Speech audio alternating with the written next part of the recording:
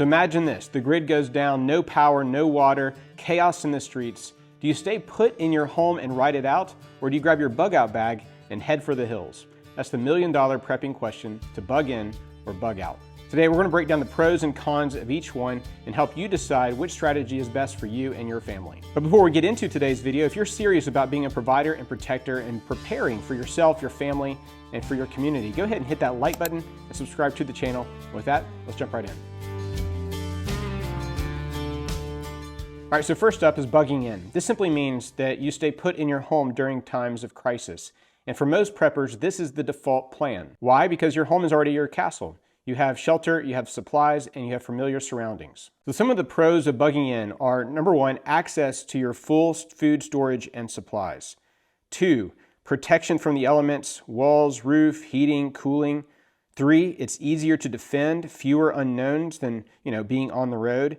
And 4, there's comfort, there's morale. Your family feels safer in a familiar place. There may be some cons with bugging in. Number one, if the crisis lasts months, resources may run out. Also, if the threat is local, like a natural disaster or even man-made disaster like civil unrest, staying put could be dangerous. Also, utilities may be gone. No water, no power, no sanitation. So there may be some negatives or cons to bugging in. So bugging in really works best if your home is safe, secure, and stocked with essentials. All right, so let's talk about bugging out. This means leaving your home and heading to a safer location. Think of it as a backup plan when staying home is no longer an option. All right, so some of the pros of bugging out are escape from immediate threats like wildfires or even chemical spills or civil unrest. Number 2, flexibility. You can move to safer ground. 3, you can use pre-planned bug out locations like a cabin or family land or even just having a campsite somewhere. But there are also some cons to this as well. And number 1 con is that you have limited supplies. You can only carry so much in a bag. You also have exposure to the elements and wildlife and even other dangerous people.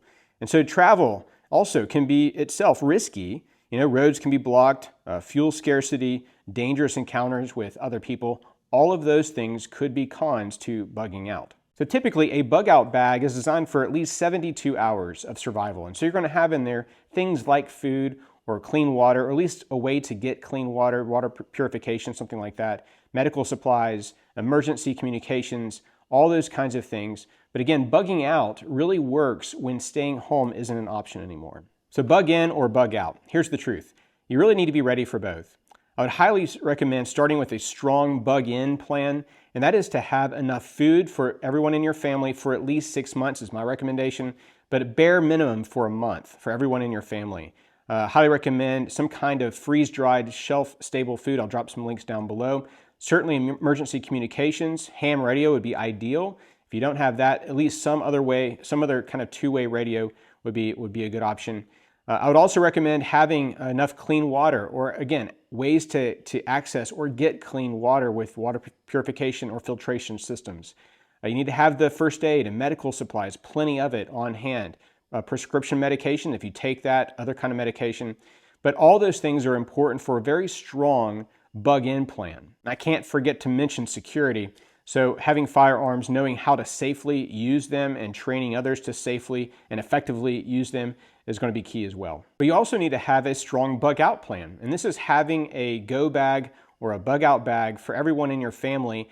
Everyone knows the designated meeting place, even thinking through multiple routes out of a town or out of a city and to that designated meeting place, something like that. So thinking ahead to a scenario, if you did need to bug out, that you could do it quickly and safely. So about a year ago, Hurricane Helene came through the southern US and it really hovered over western North Carolina, eastern Tennessee, and there were a lot of people that their homes were just washed away. The rivers became these massive torrents of raging water. And a lot of people that were there and they communicated with me after that happened, and we had published some videos about it.